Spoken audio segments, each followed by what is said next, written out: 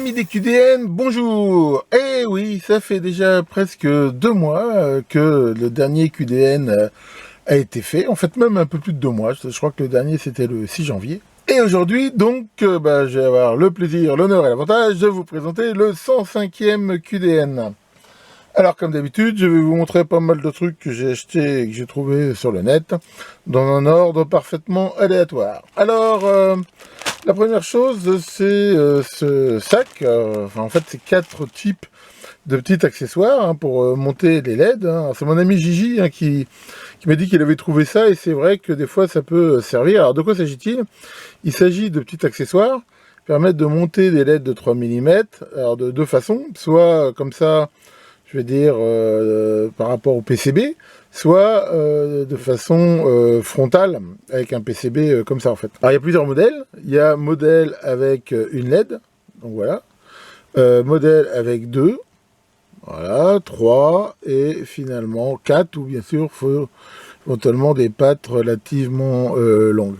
Alors c'est fait à la base pour des LED 3 mm qui s'encastrent à l'intérieur, et donc voilà, qui ressortent là, sachant qu'il y a un système petit peu genre d'escalier qui permet d'éviter les courts-circuits quand on plie ici les pattes.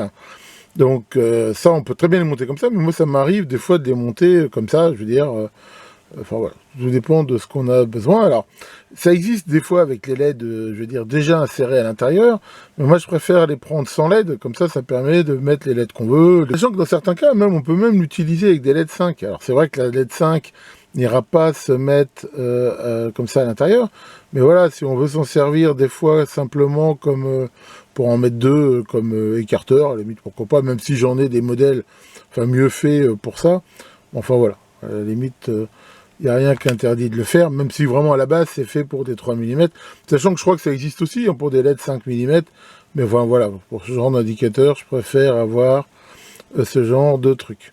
Alors c'est vrai que ça se vend par lot comme d'habitude, alors c'est vrai que là j'en ai encore, je vais dire un nombre où je pense que j'en ai pour toute ma vie, mais enfin bon, c'est pas grave. Ça ira dans mon stock, maintenant en accessoires de LED et en LED, là je pense que je suis équipé jusqu'à ma mort. Alors après, j'ai trouvé ces lots là qui sont tous identiques, à part que c'est pas les mêmes diamètres. Là, on a M4, M3, M2.5, M2, les trucs que j'utilise le plus. Et donc, c'est encore ça, des petits assortiments de trucs que j'utilise énormément.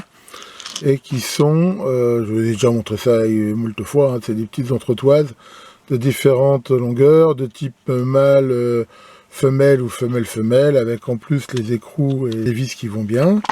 Donc, en plus c'est pas mal, ils livrent ça avec une petite étiquette autocollante là.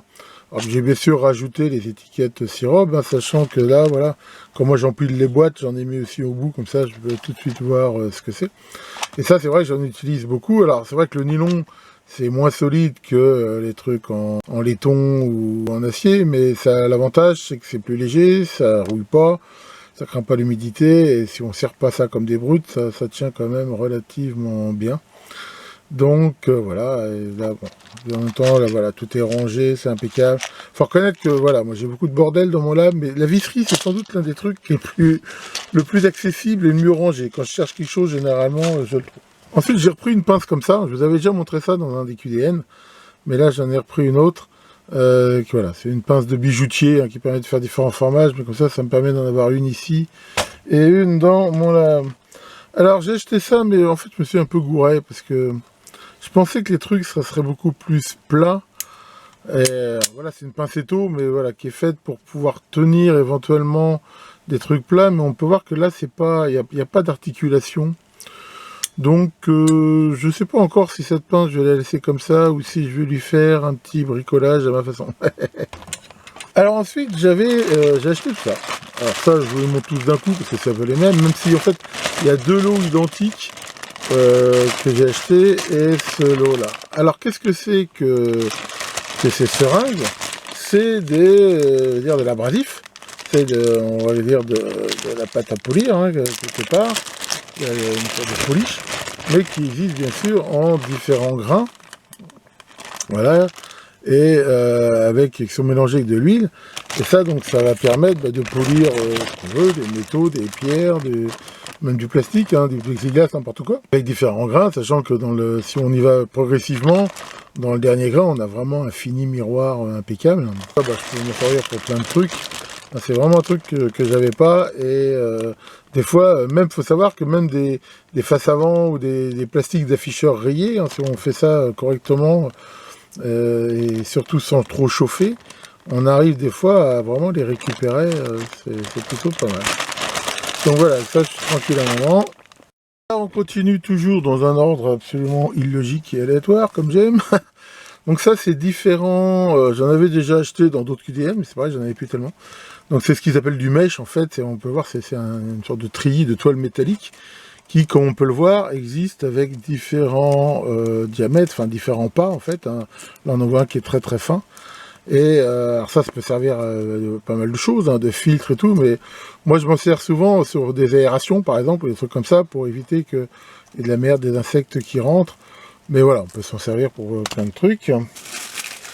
Ensuite, alors ça c'est des pinceaux, et c'est vraiment des pinceaux qui sont vraiment extrêmement fins. Donc là, ça se passe si on voit, alors, on va pouvoir ouvrir. Si ça veut bien s'ouvrir, voilà. Tac, et on peut voir, c'est des pinceaux, donc c'est tout un assortiment, sachant que certains sont d'une finesse vraiment très importante. Voilà, je sais pas si on voit bien là. Voilà. Donc ça peut servir pour les travaux de peinture et autres. Donc alors des fois, même si j'en fais peu, il me reste quand même des maquettes à monter, donc je sais pas quand je les ferai, mais bien sûr pour le maquettisme ça peut servir, mais enfin ça peut servir à tous travaux de peinture délicats. Ensuite, alors, rien à voir, j'ai trouvé ces sondes, que j'ai trouvé assez intéressantes en fait. Donc c'est un jeu de deux sondes, ici donc des connecteurs 4 mm de sécurité. Et là, en gros, qui permettent, comme on voit, de venir prendre le câble grâce à ce contact ici, ou de venir prendre sur une borne ou un truc, donc, qui est relativement assez large. Ça sert assez fort en plus, hein. Et surtout, s'il y a de la tension et tout, ça, le faire quand même en toute sécurité, dans la mesure où on voit c'est quand même bien isolé, et qu'a priori, voilà, ça réduit énormément les risques de faire des faux contacts ou de toucher. Le ressort est assez fort, je trouve que c'est pas mal ça quand on veut faire des mesures sur des trucs sous tension. D'ailleurs, c'est rare qu'on veuille faire des mesures sur des trucs hors tension. Juste pour vérifier qu'ils sont bien morts. Alors, ça c'est quoi? Alors, ça c'est ce qu'on appelle des forêts à lamé, qui sont comme ça. Alors, qui ont la particularité d'exister là en 2 diamètres, mais surtout on peut voir avec des angles différents. C'est-à-dire que celui-là, 90 degrés, c'est-à-dire que ça fait un lamage, on va dire, à angle droit, hein, quelque part, donc pour mettre des vis BTR par exemple non fraisées. Et on en a aussi là qui sont les mêmes mais à 180 degrés. Donc par exemple pour le M4 c'est celui-là. Voilà. Et donc on voit que ça fait un lamage avec un angle. Donc après bien sûr ça dépend de ce qu'on veut faire. Voilà, 180 degrés. Donc après bien sûr ça dépend de ce qu'on veut faire avec. Mais ça c'est vraiment des fois hyper pratique et ça marche bien.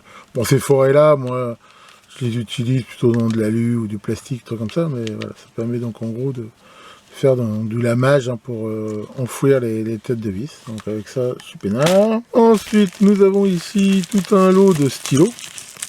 Alors ça j'en ai racheté, j'en fais une consommation phénoménale de ces trucs là.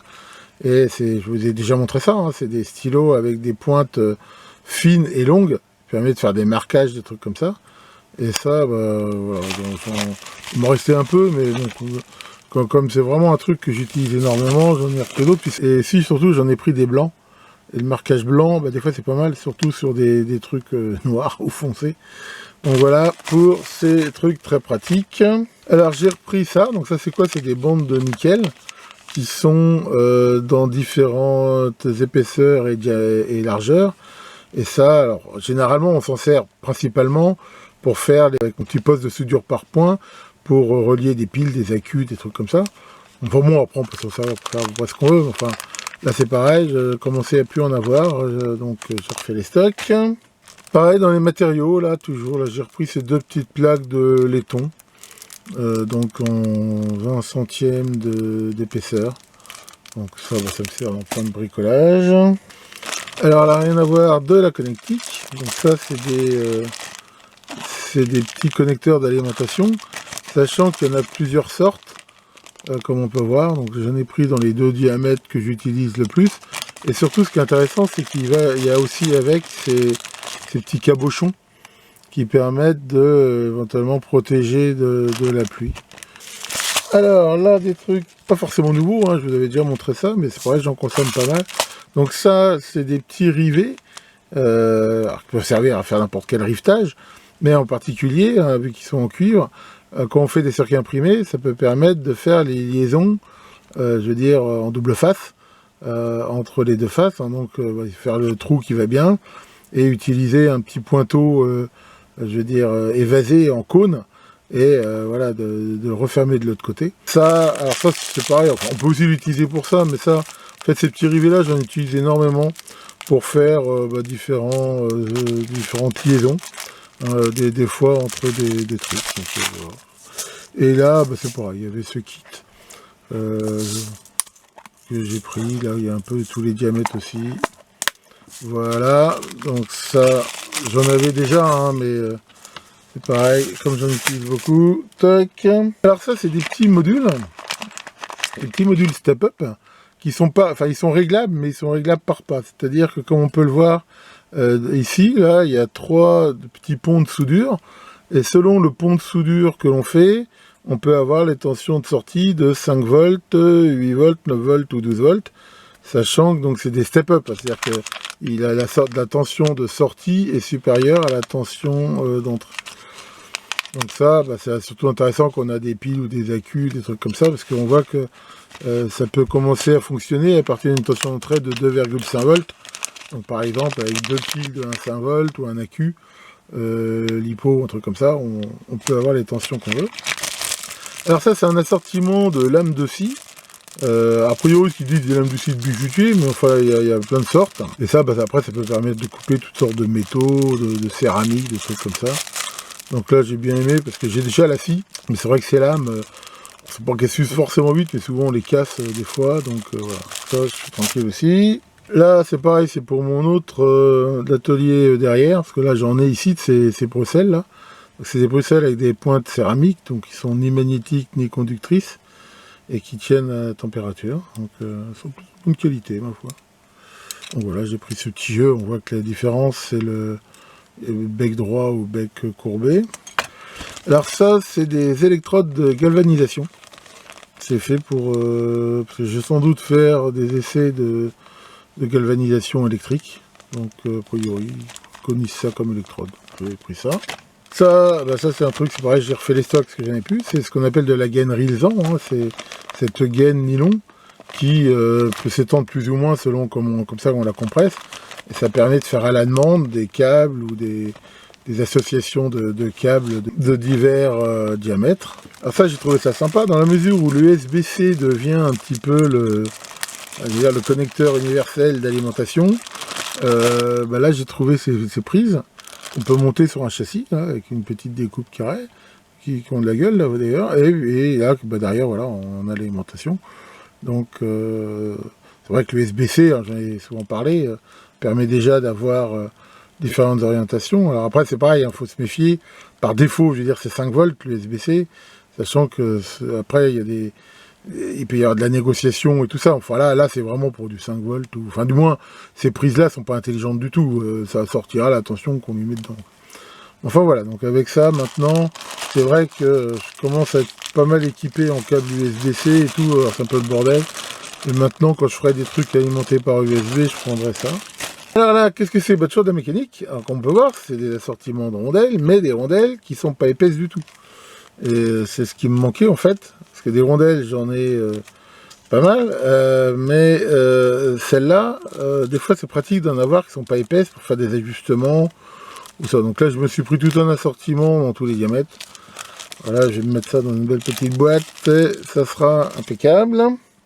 Ça c'est pareil, c'est simplement, enfin j'ai à la fois fait des stocks et enrichi, on va dire, ma diversité de stocks. Alors, je vous en ai souvent parlé, ça c'est, on appelle des contacts tulipes, on va dire, en bande. Donc il y a la partie ici, on va dire, femelle, hein, voilà, qui se fait comme ça, c'est ces câbles, c'est aux pattes de 54, et donc des contacts que l'on peut couper comme on veut. Donc ça c'est la partie femelle et la partie mâle qu'on trouve ici, voilà, qui bien sûr s'inscrit dedans. Alors ça peut paraître plusieurs choses, le support de circuit à la taille qu'on veut, mais surtout, moi, à chaque fois que j'utilise je vous ai déjà montré ça, des Arduino, tous ces petits modules-là, je prends pas tellement les gros supports carrés là, à wrapper, parce que je trouve que les contacts sont pas terribles, j'utilise ces contacts-là. Et donc là, ben voilà, j'en avais presque plus, donc j'ai refait mon stock, sachant que, alors ça existe de différentes façons. Alors il y a ceux qui disent, alors, ils disent que c'est plaqué or, on va dire que c'est doré, est-ce que c'est vraiment de l'or? Vu le prix qu'ils les vendent, j'ai un petit doute, mais sinon, c'est voilà, ça a chanté. Enfin, ceux-là fonctionnent bien, je crois pas de problème avec. Alors par contre, j'en ai pris d'un autre type, et ça par contre, j'avais pas. Et c'est les mêmes, mais en double. Pour ça, j'en avais pas des comme ça, donc j'en ai profité. Voilà, on peut voir que c'est des doubles rangés. Et là, pareil, on a la partie mâle et la partie femelle en double. Donc des fois, ça peut être intéressant. Ensuite, il y a ça. Alors ça, c'est quoi? C'est des tubes d'inox. Ils existent donc en différents diamètres. Voilà. Ah, vous allez me dire pourquoi j'ai acheté des tubes d'inox. Et ça, vous le saurez peut-être un jour.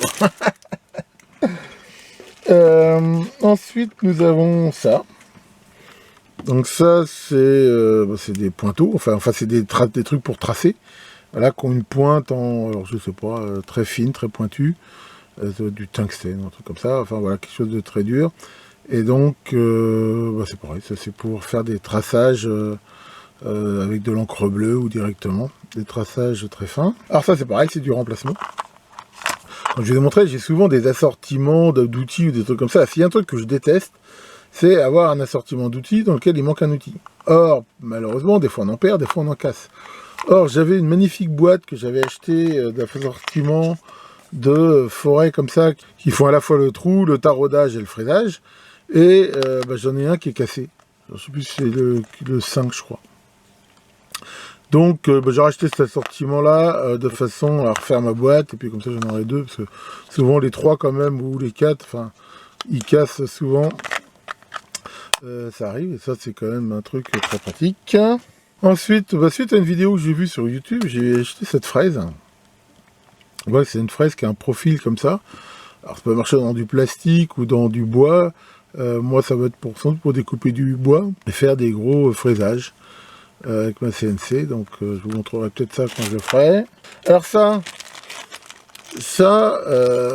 vous avez vu que j'utilise énormément de sachets en plastique. Ce que je trouvais dans le commerce, moi j'allais chez Bureau Vallée souvent les acheter, les plus petits n'étaient pas assez petits. Ce qui fait que quand je voulais mettre des tout petits composants CMS, des trucs comme ça, ça prenait beaucoup de place. Donc là j'ai trouvé ces tout petits sachets. Voilà. Alors, je sais pas, il y a un motif dessus, on une tête de mort, je sais pas quoi. Alors bon, je me demande si des fois ça sert pas à mettre des trucs dedans qui sont pas... Bon, sans doute rien à voir avec l'électronique, mais enfin bon, ça c'est pas certainement pas mon deal.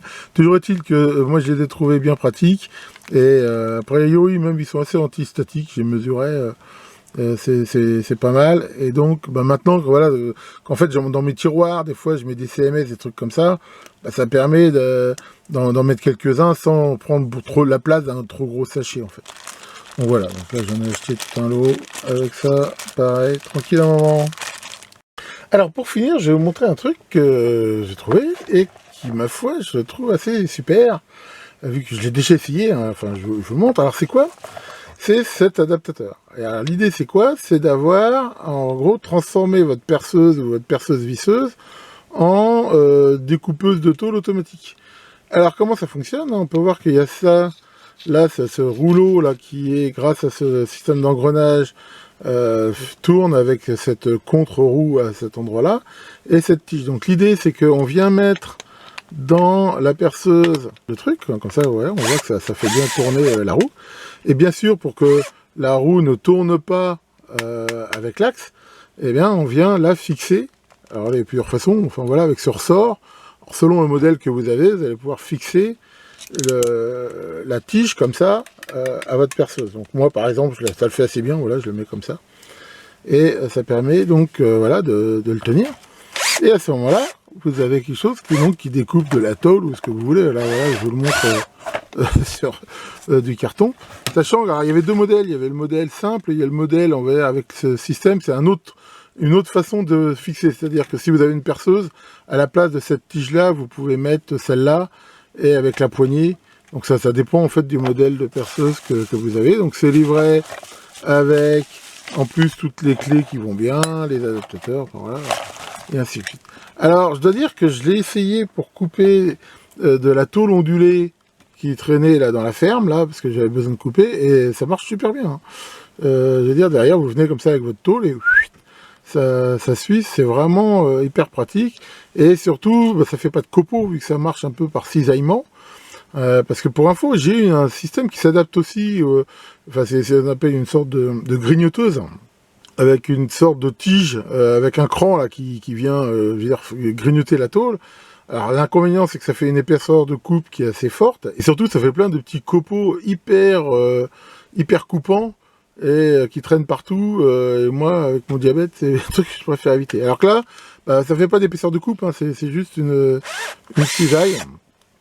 Et vraiment, bah, je trouve que c'est une bonne pioche, je regrette pas. Et c'est vrai que si vous travaillez des fois avec des grandes tôles ou des trucs comme ça, c'est plutôt bien, et surtout que je me rappelle plus le prix, mais honnêtement, c'est pas excessif du tout. Oups, dernière minute, en fait, je m'aperçois que j'ai oublié de montrer deux trucs. Alors ça, on va voir, c'est des petites électrodes en cuivre, et qui vont sur mon système de soudure par point. Parce que bah, je l'utilise beaucoup, ce truc, mon petit poste par point là, et c'est vrai qu'à force, bah, les électrodes s'usent là. Donc voilà, j'en ai repris avec ça, ça peut le faire, surtout après on peut les recouper comme on veut. Et surtout j'ai trouvé ça, alors ça c'est, j'aime bien, c'est quoi? C'est une sorte de rouleau adhésif, comme on peut trouver du Chatterton, des trucs comme ça, mais on voit que c'est du tissu. J'avais trouvé dans le temps tout un lot chez Milstock, je crois. Et j'en avais acheté pas mal, mais celui que j'avais acheté il y a des années, ben, j'en ai quasiment plus. Et ça, c'est vraiment bien, c'est-à-dire que c'est du tissu autocollant, et ça permet de faire des faisceaux de câbles, des trucs comme ça, qui restent relativement souples. Et enfin voilà, j'utilise ça assez souvent. C'est pas pareil que ce qu'on appelle généralement le Chatterton, qui est en plastique, mais dans bien des cas, j'aime bien ce truc-là. Donc là, j'en ai pris 5 rouleaux de largeur différentes, ça devrait faire l'affaire. Donc voilà pour ce 105e QDN, hein, qui, comme vous l'avez vu, consiste en partie pour des trucs qui sont pas réellement des nouveautés, hein, des trucs que je vous avais déjà montré, mais voilà. Comme c'est du consommable, comme j'ai déjà dit, bah, ça se consomme et donc ça se remplace. Enfin voilà, j'espère que ça vous aura intéressé. Bon, comme d'hab, en commentaire de la vidéo, je mettrai les références, hein, éventuellement, pour retrouver ces trucs-là. Si ça vous intéresse, tiens Maurice, ça va Maurice? Non, qu'est-ce qui se passe? Pincette est retourné chez sa mère. Ah, qu'est-ce qui s'est passé encore? Ah oui, t'es rentré, t'as dit, oh, ça semble brûler, tu cuisines ou tu repasses? Alors, ça l'a énervé, c'est barré. Oh là là là. T'es pas malin et en plus elle est susceptible. Alors que ça, c'est comme l'amour impossible entre l'homme perturbable et la femme impénétrable. Ça ne peut pas le faire. Que le grand clic vous fasse faire de bons achats et à très bientôt pour de nouvelles vidéos.